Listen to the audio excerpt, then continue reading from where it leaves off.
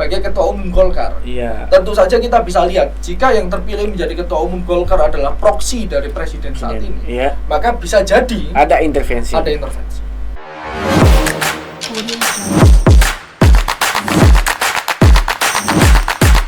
Sebagai Ketua Umum Golkar. Iya. Tentu saja kita bisa lihat jika yang terpilih menjadi Ketua Umum Golkar adalah proksi dari Presiden saat ini, Iya. maka bisa jadi Ada intervensi. ada intervensi.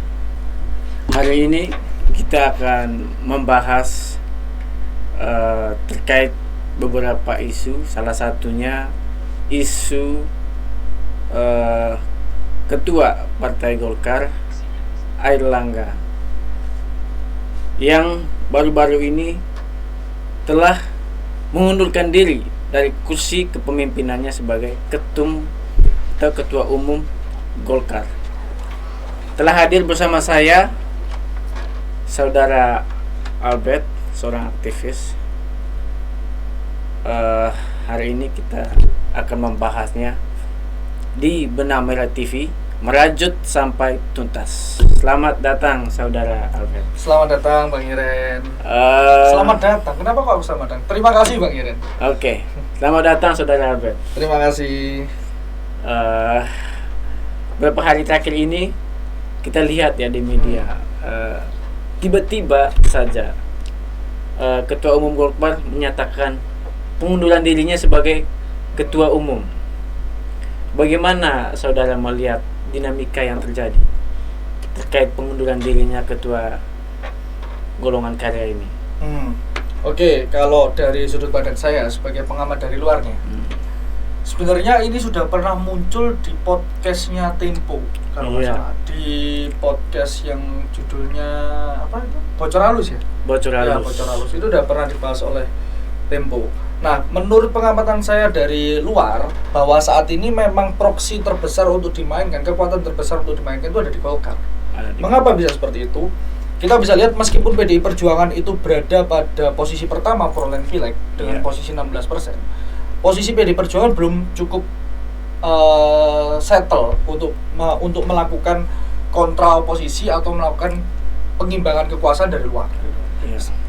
Peringkat kedua itu diperoleh sama Golkar, ketiga di Gerindra. Nah, posisi pemenang di Pilpres kemarin itu dimiliki oleh Prabowo Subianto dengan Mas Gibran, yang mana memiliki proksi partai ada di Gerindra dan juga adiknya Gibran ada di PSI. Sedangkan PSI kita ketahui bersama tidak masuk parlemen. Betul. Maka posisi Golkar di sini menentukan untuk mengimbangi kekuasaan di parlemen, untuk mengimbangi kebijakan di parlemen, maka posisi Golkar ini sangat krusial. Apabila Golkar tidak bisa dikendalikan atau apabila Golkar masih bermanuver bisa liar, maka itu berbahaya untuk keberlangsungan pemerintahan saat ini. Pemerintahan ke depan di masa Prabowo Subianto dan Gibran Rakabuming Raka.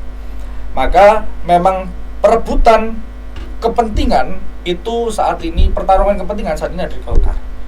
Nah, kita juga belajar dari pengalaman ke belakang bahwa Demokrat itu pernah juga diserang dengan adanya Demokrat Muldoko.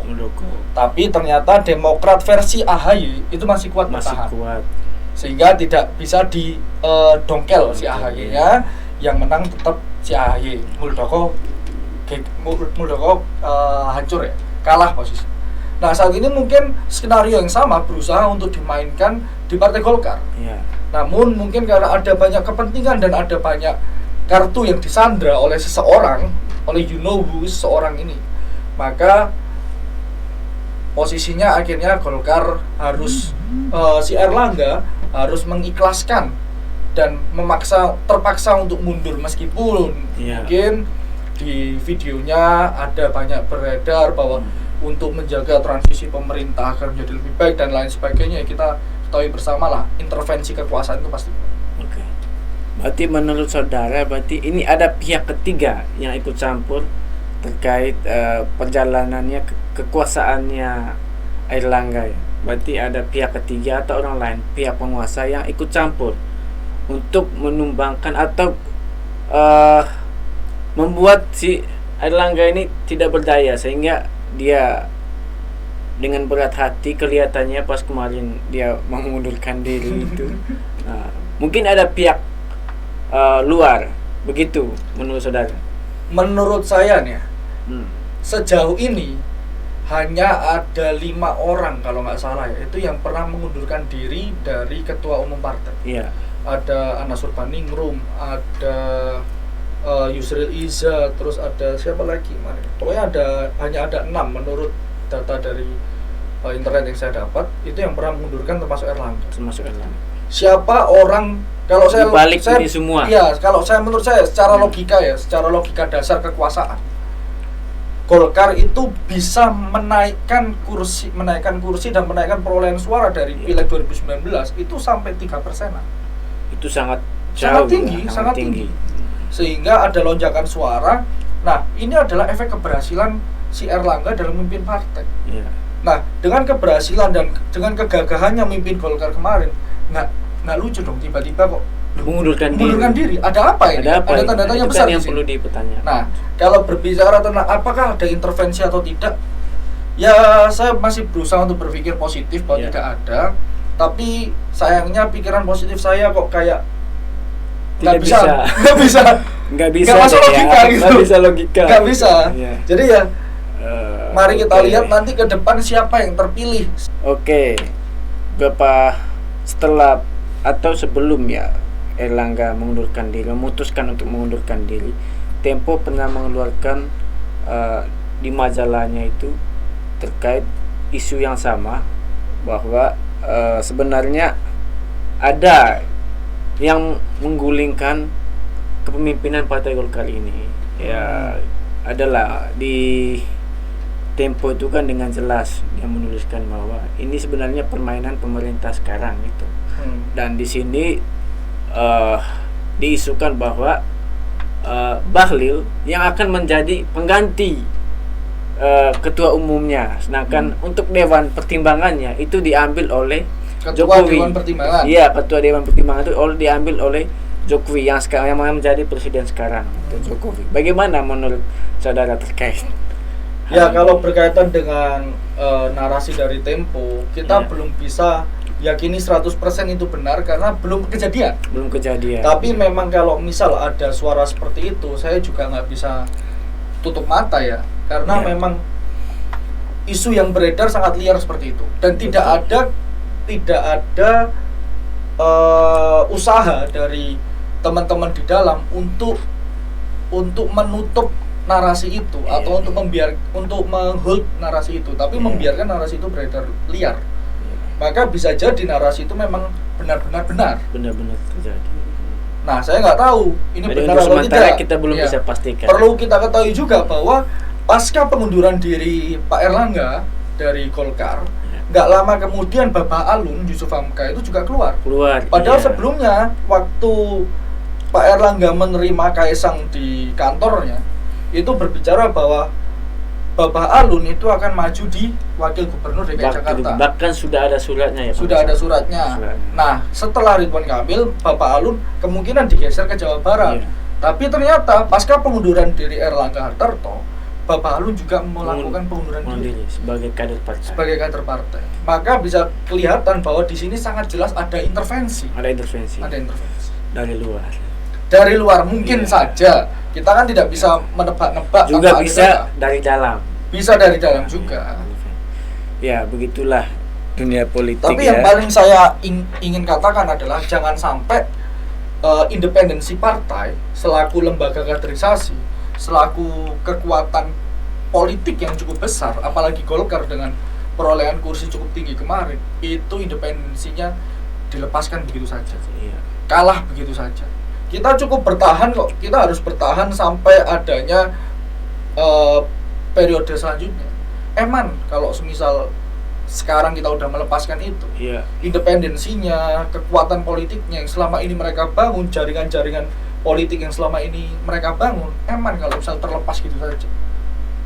Tapi rasanya nggak mungkin juga kalau misalnya Jokowi menggunakan partai ini untuk melancarkan alat politik selanjutnya gitu, karena pernah ditanyakan bahwa setelah pasca menjadi presiden dia akan kembali ke Solo, tidak mungkin dia ikut campur lagi di urusan politik. Bagaimana menurut Anda jika memang intervensi ini dari kekuasaan. Saya juga ingat Pak Jokowi pernah bilang bahwa mobil SMK itu akan menjadi mobil nasional. Iya. Saya juga pernah dengar bahwa rupiah itu akan diperkuat. Saya juga pernah dengar Pak Jokowi bilang tidak akan impor beras. Betul. Dan banyak sekali saya pernah bilang Pak Jokowi melakukan menginginkan untuk terjadi sesuatu, tapi nyatanya itu terjadi sekarang. Jadi saya bukan meragukan, tapi saya cukup realistis melihat data kemarin. Kalau dulu Pak Jokowi pernah bilang jangan impor beras, kita tidak akan impor beras, tapi nyatanya sekarang impor beras. Berarti rilis yang dikeluarkan Tempo ini berarti bisa benar, bisa keliru. Bisa saja salah. Ya juga keliru. Tapi keliru. Kalau melihat track recordnya, kemungkinan besar 90% benar atau seperti apa? Benar saudara. Benar atau tidak itu kita belum bisa ketahui sampai kejadiannya. Iya. Ya kan? Kalau kita menduga-duga nih ya, kita menduga bahwa ini akan terjadi, kita menduga ini bakal benar-benar terjadi atau seperti apa, dugaan itu boleh saja. Dugaan itu boleh saja. Karena memang belum ada tindakan-tindakan secara ofensif untuk melarang isu ini berkembang. Iya. Tidak ada giat-giat untuk mengalihkan isu ini menjadi isu yang ternyata seperti ini, nggak ada.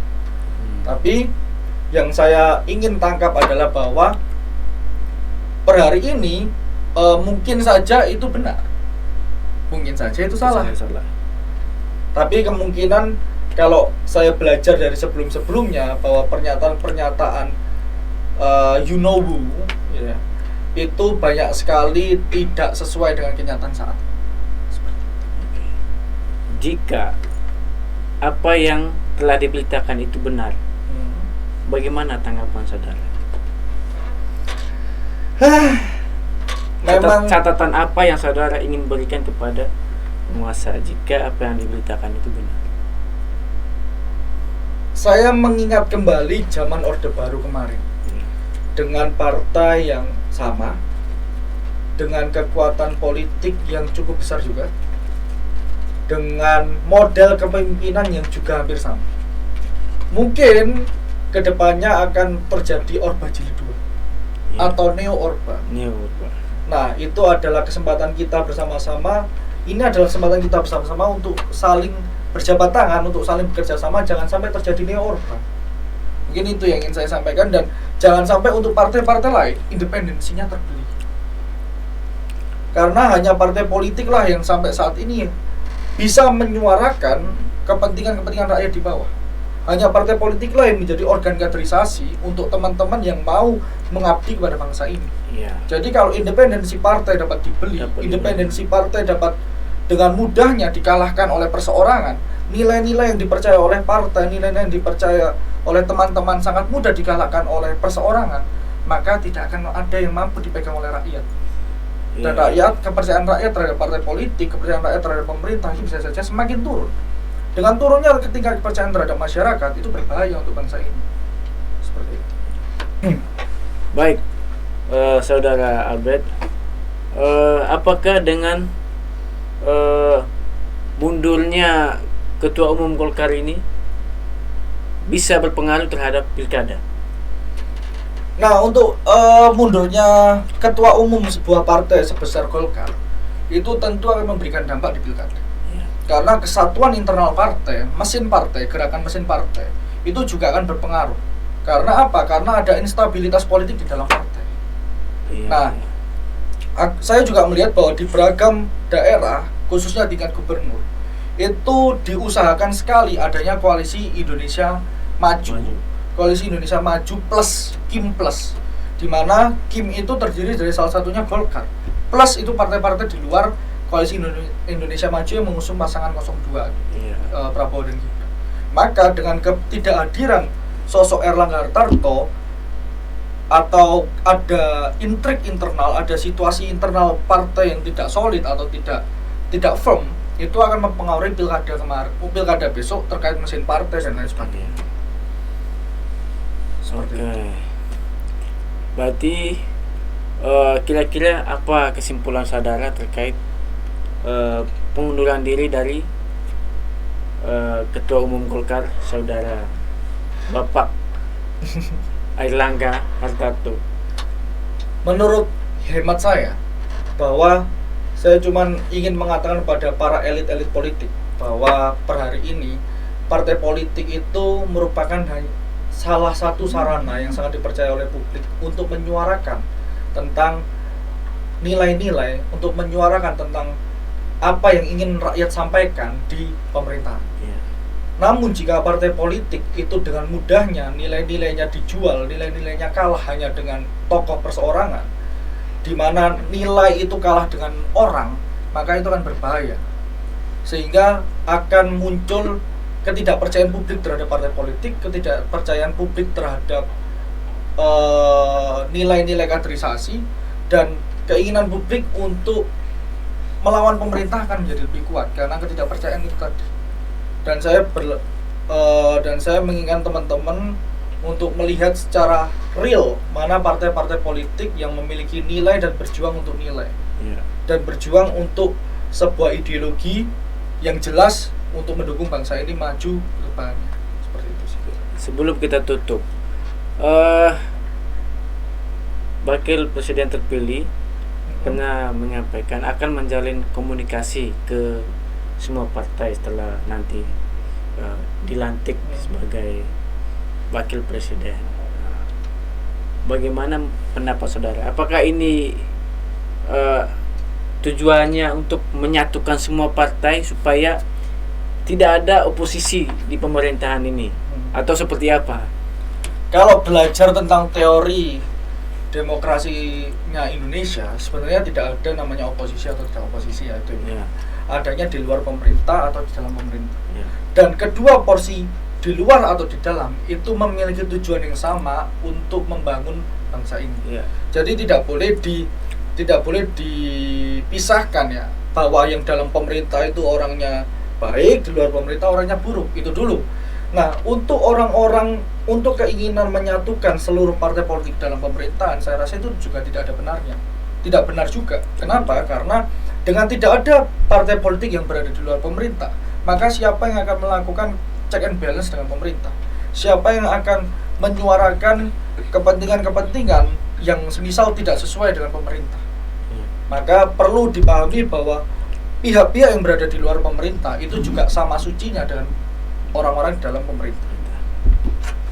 Baik, Saudara Albert, terima kasih atas waktunya hari ini. Dengan ini kami tutup podcast kami. Nantikan kami di podcast selanjutnya. Oke, terima kasih.